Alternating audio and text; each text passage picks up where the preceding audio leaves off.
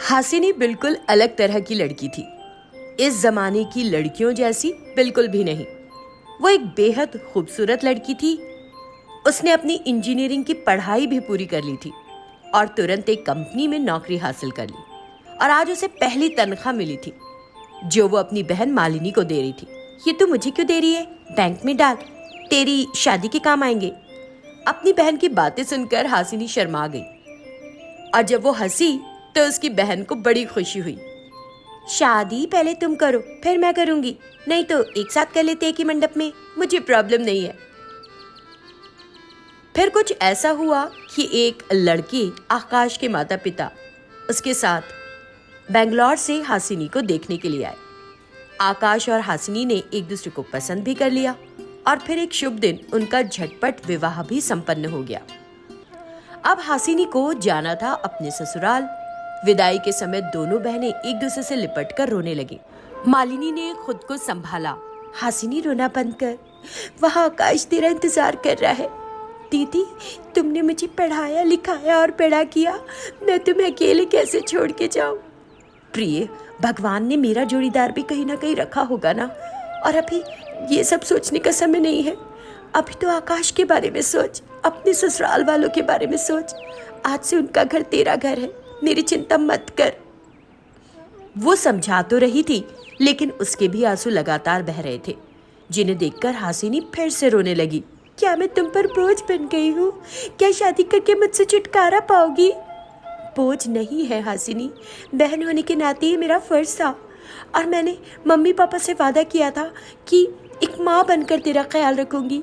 मैंने तुझे एक माँ की तरह प्यार किया और अब बाप की जिम्मेदारी निभाकर तुझे तेरे ससुराल भेज रही हूँ। कुछ कैसे हुई तू मेरे लिए माँ?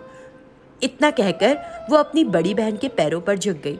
मालिनी ने उसे दोनों हाथों से पकड़कर ऊपर उठाया और बोली, हाँ हासिनी, मैंने अपने माँ बाप की जिम्मेदारी उठाई और अपना कर्तव्य निभाया। स्वर्ग में हमारे माता पिता ये सब देख रहे होंगे तो उनकी आत्मा को कितनी शांति मिल रही होगी। ये खुशी मरते दम तक मेरे दिल में रहेगी।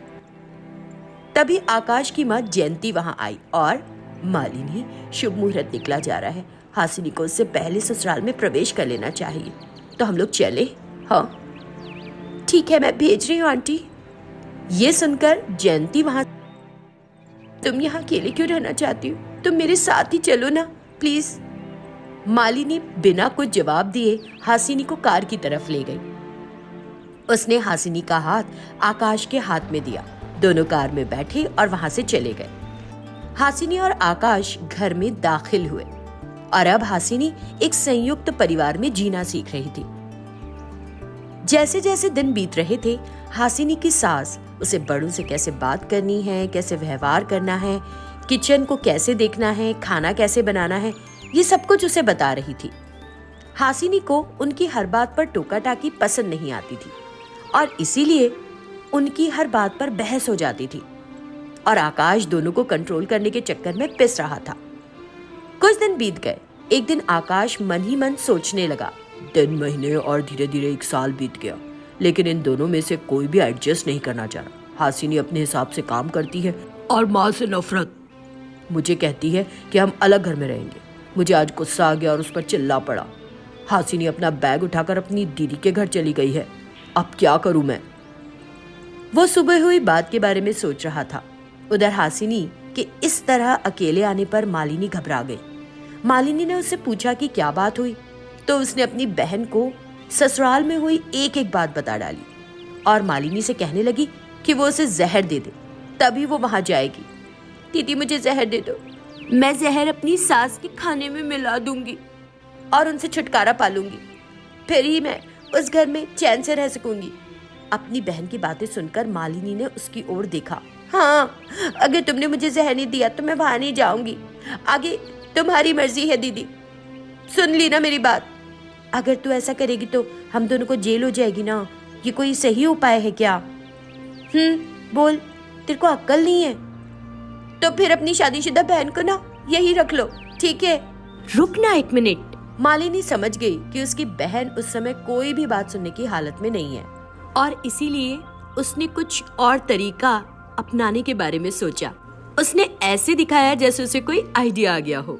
हासिनी, मैं तुझे बताऊंगी कि क्या करना है, तो उसी तरह करना।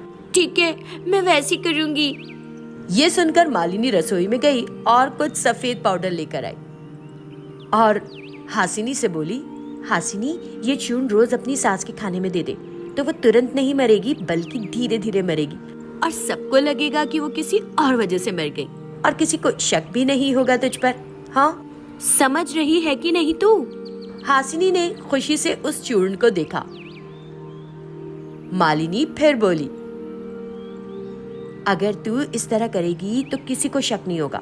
इसके अलावा अब वो जो कुछ भी कहें, लेकिन तू उनके साथ तालमेल बिठाने की कोशिश कर, उन्हें पलट कर जवाब न दे और हर चीज के लिए खुद को अच्छे से अच्छा बनाकर पेश कर।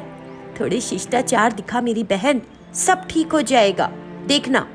हाँ, ठीक है ना? हासिनी ने मालिनी की बात मान ली और चूर्ण लेकर अपने ससुराल चली गई। अपनी बहन की इच्छा के अनुसार वो प्रतिदिन उस चूर्ण को अब अपनी सास के खाने में मिलाकर देने लगी और यही सोच रही थी कि धीरे धीरे करके उसकी सास की मौत होने वाली है।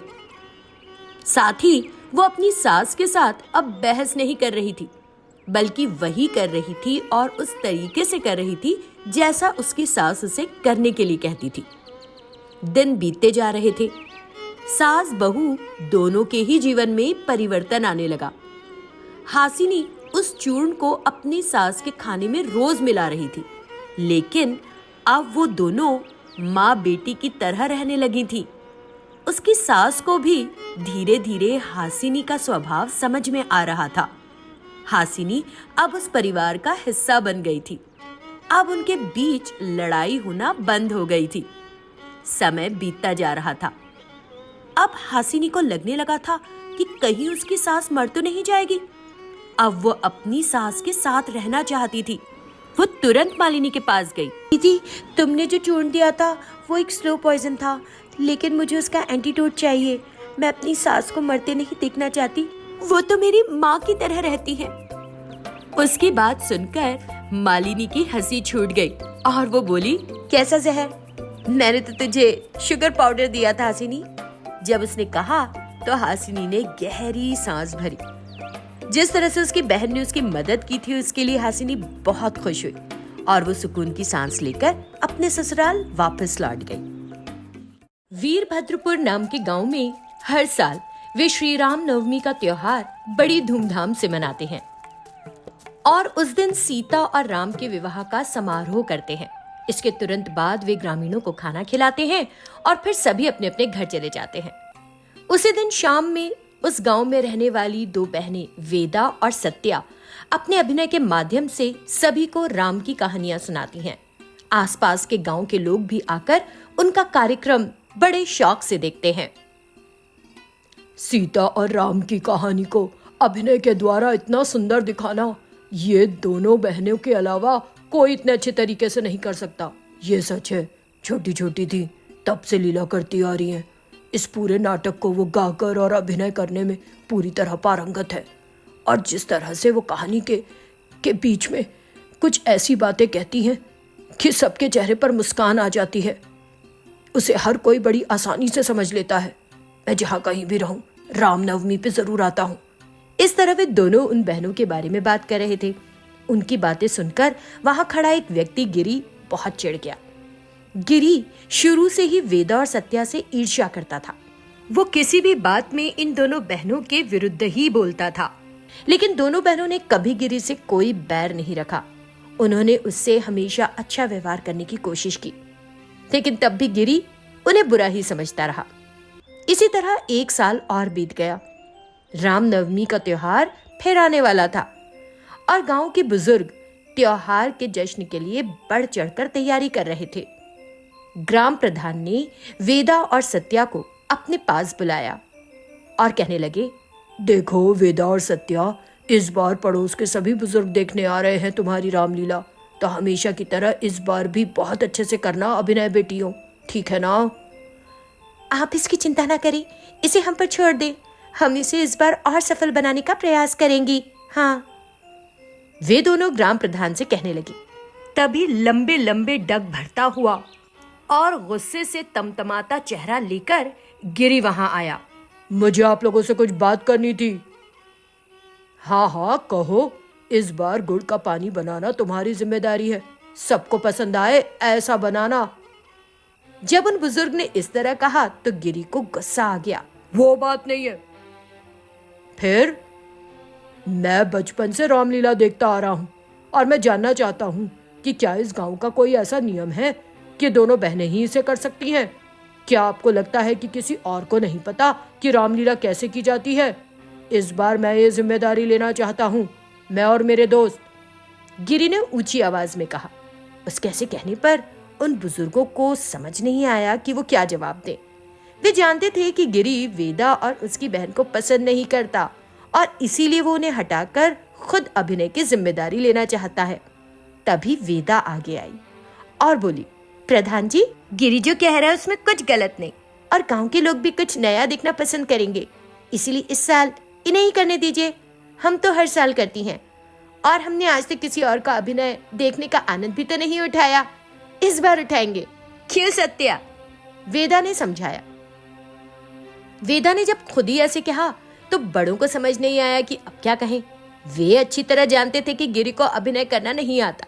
अभिनय की जिम्मेदारी तो वो सिर्फ इसलिए ले रहा है ताकि दोनों बहनों को नीचा दिखा सके। कुछ देर बाद आपस में बातचीत करने पर वे एक निष्कर्ष पर पहुंचे और बोले, अच्छा चलो ऐसा करते हैं गिरी, त्योहार कल ही है, इसीलिए हम देखना चाहते हैं तुम इसे किस तरह करोगे। तुम्हारा अभिनय पसंद आया तो तुम ही कर लेना कल, क्या कहते हो बोलो? हाँ, ग्राम प्रधान ने कहा। गिरी मान गया और खुशी खुशी वहां से चला गया। कुछ देर बाद वो अपने दोस्तों को लेकर उन बुजुर्गों के पास फिर आया और बोला, जैसा आपने कहा था ले आया हूं अपने दोस्तों को, तो रामलीला शुरू करें हम लोग, कहिए। हाँ हाँ बिल्कुल शुरू करो, जाओ वहां स्टेज पर, उन्होंने कहा। वेदा और सत्या भी वहीं खड़ी थी। गिरी और उसके मित्र अभिनय करने के लिए मंच पर गए। क्योंकि ये उनके लिए पहली बार था, जब वे दर्शकों के सामने आए तो थर थर कांपने लगे और पसीने से तरबतर हो गए। उनके मुंह से एक शब्द भी नहीं निकल रहा था। क्या हुआ, शुरू करो ना, ग्राम प्रधान ने कहा। गिरी और डर गया। गिरी ने धीरे धीरे कविता सुनानी शुरू तो की। गिरी के मित्र घबराए हुए थे। वे बड़ी कम आवाज में कविता गा रहे थे।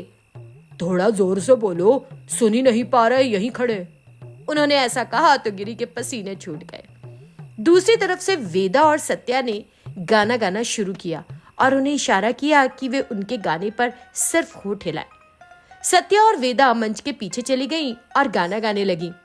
गिरी और उसके दोस्तों ने गाने पर सिर्फ अपने होठ हिलाने शुरू कर दिए।